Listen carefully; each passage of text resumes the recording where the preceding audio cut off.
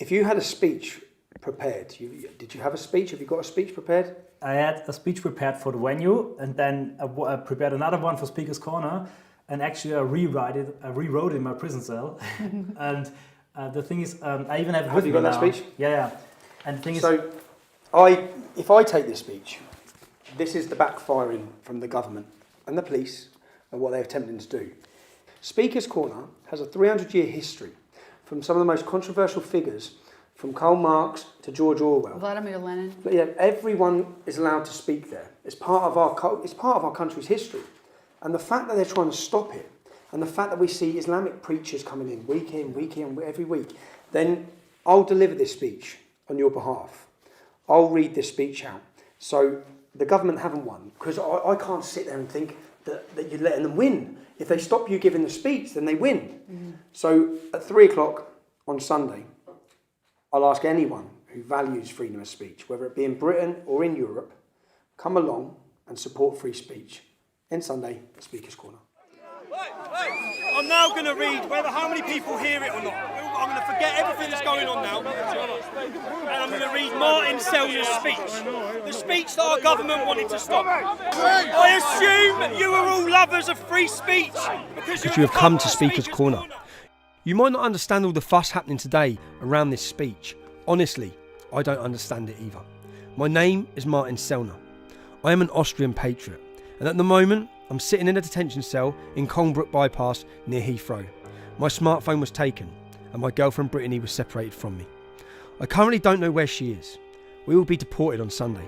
5 minutes ago, they unlocked our cells, and my fellow inmates are gathering in the prison wing. They are mostly illegals and Eastern European criminals. What brought me into this situation? What was my crime? My crime was that I wanted to be here with you, to speak at Speaker's Corner. But let's start with the beginning. I was invited by UKIP to present my movement at an event last autumn. I represent Generation Identity, a patriotic youth movement that is raising awareness for mass immigration and Islamisation. Far left people call us right wing. People who want to shut free speech down call us fascist. And folks who hate their own culture call us racist. In reality, we are just a group of young patriots fed up with the system, the mainstream press and the lying politicians. We use peaceful activism to make our voices heard. And contrary to our friends on the radical left, who are probably swarming you right now, we never wear masks. From Paris to Rome, from Vienna to London, we fight peacefully but without compromise for our freedom, our homelands and our identity.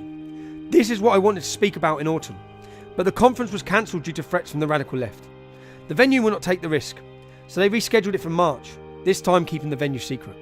But again, the terror of the left prevailed and the venue dropped out. But this time, I did not want to let them win. It was about principles.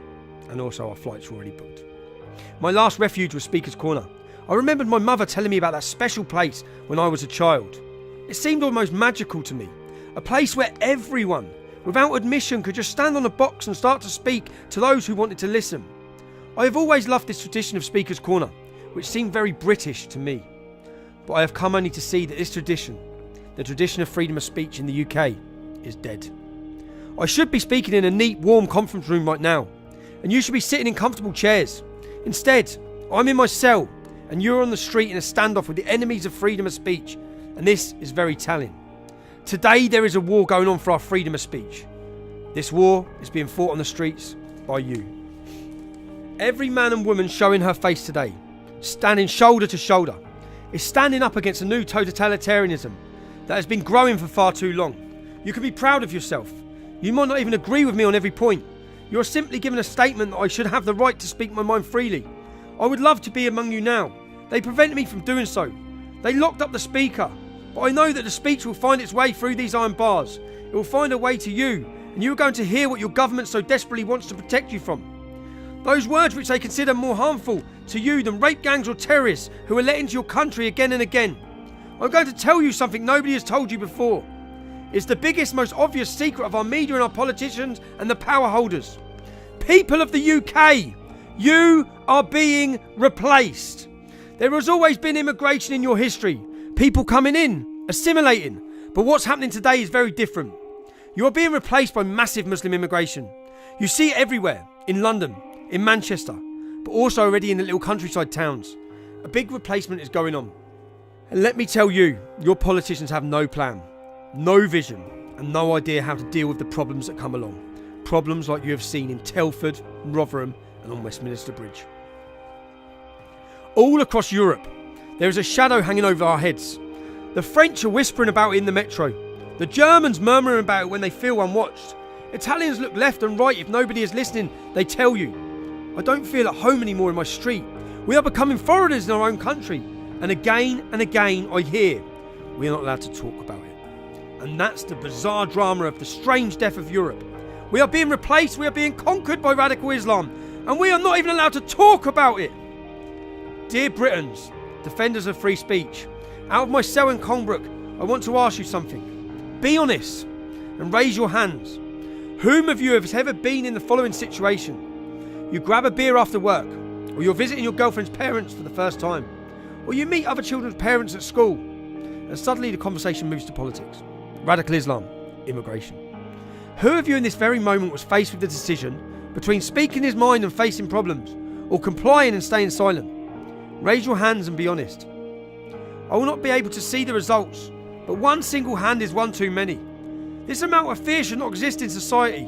Speech that has social costs and severe consequences is no longer free. It has price, and our government and Antifa are working every day to raise that price. No freedom of speech means no democracy. In front of our very eyes, this country is becoming a tyranny, shutting all debates about immigration down until demographic change solves the issue by replacement. People of the UK, I might be in a cell right now, but you are all in a cell.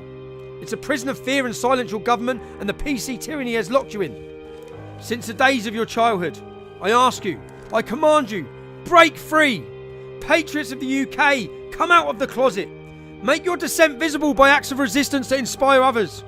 I know for certain that millions in the UK think like me. Those millions should be on the street now.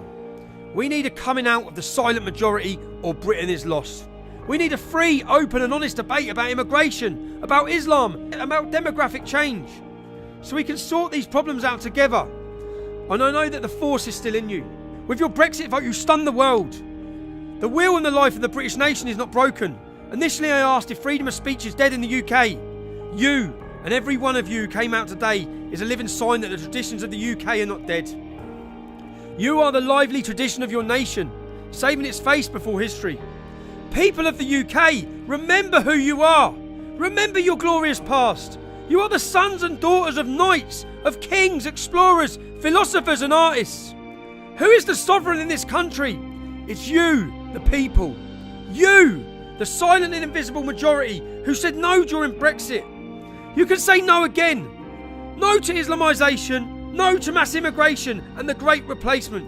And yes to your identity, your security, yes to your heritage and the future of your children. All this is impossible without freedom of speech.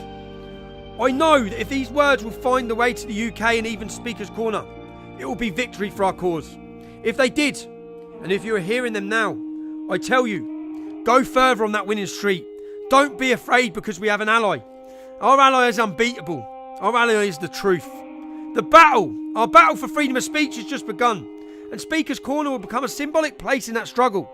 When you go home, know I want you to bring the spirit of Speaker's Corner with you. Every single person who raised his hand because he could not relate to the moment of fear, when he will not dare to speak his mind. Promise me, promise yourself this.